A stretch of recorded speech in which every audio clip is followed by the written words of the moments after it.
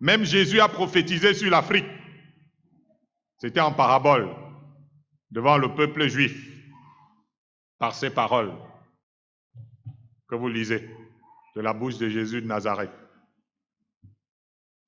La reine du Midi se lèvera au jour du jugement avec cette génération et la condamnera parce qu'elle vint des extrémités de la terre pour entendre la sagesse de Salomon. Et voici, il y a ici plus que Salomon. Or, tout le monde sait que la reine de Séba, ayant connu que Dieu avait établi un élu en Israël, en la personne du roi Salomon, ça c'était 922 avant Jésus-Christ, elle se déplaça du continent noir pour aller vénérer ce Dieu. C'est dans le livre des Rois. Et rendre hommage à son serviteur Salomon, à qui elle apporta plus d'offrandes que quiconque. Lorsque vous allez lire le livre, vous verrez si vous faites la comptabilité. Elle vint puiser dans la sagesse de Salomon pour mieux diriger son peuple. Et dans le livre de Genèse, puisqu'il s'agit de la reine de Séba, vous voyez bien que nous voyons la Genèse 10, verset 7. Les fils de Couch, Saba, Havila, Sabta, Raïma et Sabdeka, les fils de Raïma, Séba est dedans. Séba, le petit-fils de Couch, donc éthiopien, front brûlé. D'ailleurs, cette visite se solda par une rencontre au sommet, puisque la reine noire et Salomon eurent un enfant. Le sommet des chefs de l'État. Elle retourna dans son pays. Selon le Kebra Nagash, qui est un livre que vous trouverez chez les Coptes éthiopiens, la reine Séba et Salomon avaient eu un fils, Ménélique Ier. Pour ceux qui ont étudié l'histoire, c'est-à-dire le fils de la reine de Séba avec Salomon s'appelait Ménélique Ier. Il a changé le nom antique de Séba en royaume d'Aksum, après avoir succédé à sa mère. L'on sait toujours aujourd'hui que les descendants de Salomon, qui se trouvaient en Éthiopie, s'appellent les Falachas. Le régime de l'ancien président égyptien Mengistu, qui avait fait un putsch pour s'établir, avait engagé une purge raciale contre les Juifs Falachas d'Éthiopie. C'était en 1979, donc il n'y a pas très longtemps. Il n'y a pas très longtemps.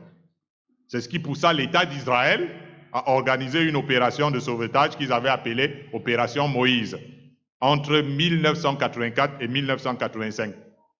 Ici des dates proches là, pour que vous compreniez que nous sommes dans l'actualité biblique et moderne. Puis de 1989 à 1991. C'est quand même récent, non?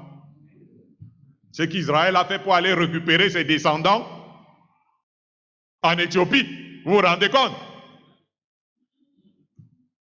Et c'était à cause de Mengistu, il s'appelait quand c'est arrivé, bon, le nom était un peu, je me souviens un peu du nom là. Voilà. Donc il avait décidé de détruire les Falachas. Un peu comme Hitler avait décidé de détruire les Juifs en Europe, c'est comme ça que Mengistu, le président éthiopien, avait décidé de tuer toute la race des Falachas, là, les descendants de Ménélique Ier, le fils de la reine du Midi. Gloire à Dieu. Mais ce sauvetage qu'Israël a fait ces derniers temps était prévu dans la Bible. Amen. Vous voyez bien. Tu seras couverte d'une foule de chameaux, de dromadaires, de Madian et d'Épha. Ils viendront tous de Séba, ils porteront de l'or et de l'encens et publieront les louanges de l'Éternel. Ça veut dire qu'il y a des gens qui allaient venir de ce côté. La Bible, c'est le livre. Or, Jésus a annoncé en parabole que la reine de Séba, ou mieux, des Africains, c'est-à-dire les Africains, se lèveront dans le futur pour juger les pharisiens. Autrement dit, les religieux antéchrists. Parce qu'il y en a aujourd'hui. Et ceux-là qui, ces descendants, mieux que leurs ancêtres, leur ancêtre royal, auront rencontré Christ, qui est plus grand que Salomon. Il faut s'attendre donc à une race d'adorateurs de Christ tenaces venant d'Afrique. C'est écrit. Alléluia. Tenaces venant du continent africain qui devront juger les systèmes religieux avec un autre type de sagesse, pas celle de Salomon, mais celle de Christ. Parce que c'est en Christ, je vous le rappelle avec les paroles de Paul, que sont cachés tous les trésors de la science. C'est ce que l'apôtre Paul dit.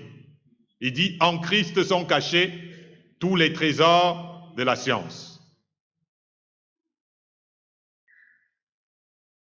Et Dieu va susciter en cette fin des temps des grands venant d'Égypte, d'Éthiopie, c'est-à-dire d'Afrique noire, pour annoncer les mystères des trésors qui sont en Jésus-Christ. Que Dieu vous bénisse. Donc on n'aura pas besoin d'être sorti d'une école théologie, importée ou par-ci par-là. Ces choses qui vous sont dites, vous ne les étudierez pas à la faculté de théologie, ni au grand séminaire. C'est l'école du Saint-Esprit.